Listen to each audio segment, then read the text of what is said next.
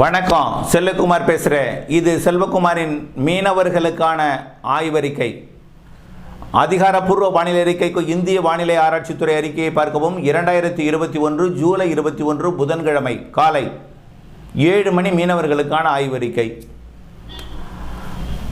வங்கக்கடலில் வடக்கு வங்கக்கடல் பகுதியில்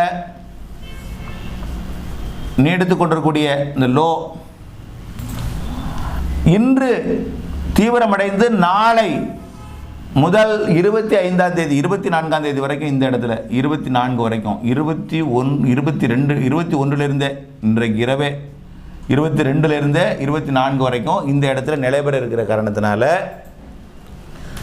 காற்றானது ஏற்கனவே இந்த பாகிஸ்தான் பகுதியை நோக்கி, இந்த ராஜஸ்தான் பகுதியை நோக்கி போகிறதுனால இந்த அரபிக்கடல் பகுதியில், இந்த பகுதியில் கடுங்காற்று இருந்து கொண்டிருக்கிற நிலையில், இந்த பகுதியில் கடுங்காற்று இருந்து கொண்டிருக்கிற நிலையில் அரபிக்கடலில் இந்த காற்று திசை மாறி இப்படி பயணிக்க இருக்கிறது வர, அதாவது கொஞ்சம் கொஞ்சமாக இப்படி இந்த திசையில் இப்படி இங்கும் போகும் இங்கும் போகும்.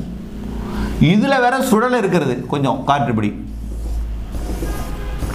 ஆகையினால இந்த கடற்பகுதி அந்தமான் மற்றும் இந்த கடற்பகுதியில் கடுங்காற்று எங்க தமிழகத்தை ஒட்டிய கடற்பகுதி கிடையாது.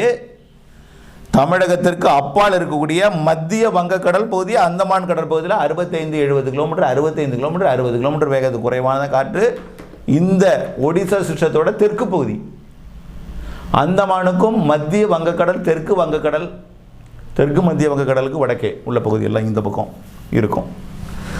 இந்த சிஸ்டத்துக்கு காற்று அரபிக்கடலில் இருந்து காற்று இந்த மன்னார் வளைகுடா வழியாக போகிறதுனால இந்த இடத்துல ஒரு தேக்கம், நல்ல ஒரு ஸ்போர்ஸ்.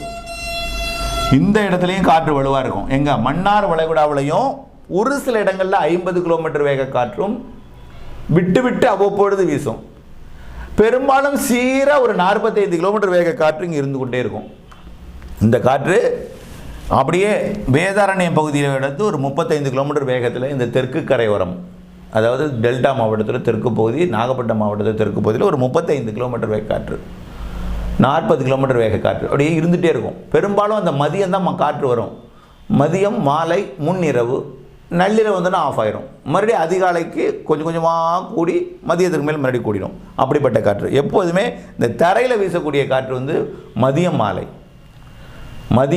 இரவு.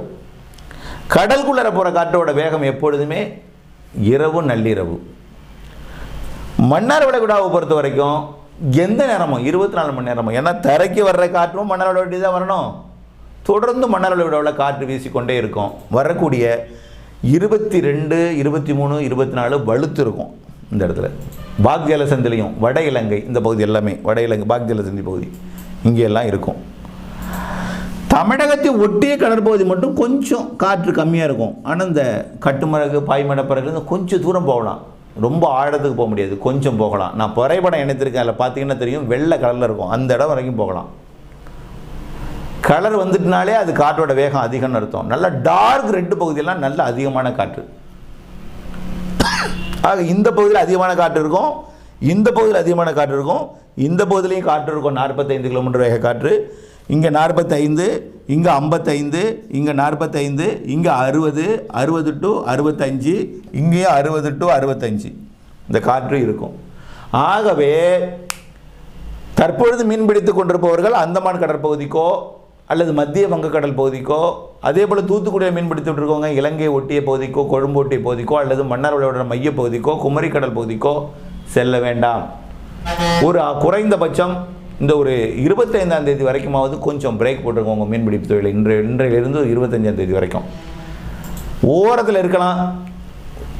அதுவும் நீங்கள் பெரிய படங்கள்லாம் ஓரத்தில் மீன் பிடிக்க மாட்டீங்க, ஆடு கடலுக்கு தான் போவீங்க. ஓரத்தில் கட்டு மரத்தில் வேணால் கொஞ்சம் தூரம் போனால் அதுலேயும் திடீர்னு காற்று இருக்கும். வேண்டாம். 25லேருந்து ஒரு 2 நாள் தீவிரம் கம்மியாக இருக்கும். அடுத்த சிஸ்டம் ஒரு 2 நாள் கேப் விட்டு, நான் சொல்லியிருக்கேன் அதில் கூட வெப்பசலன மழை பெய்யணும்னு சொல்லியிருக்கேன் வானிலை அறிக்கையில். அந்த நாளில் இந்த 2 நாள் கேப் விட்டு மறுபடியும் 27ஆம் தேதியிலேருந்து மாத இறுதியில் அடுத்ததும் காற்று உயர இருக்கிறது.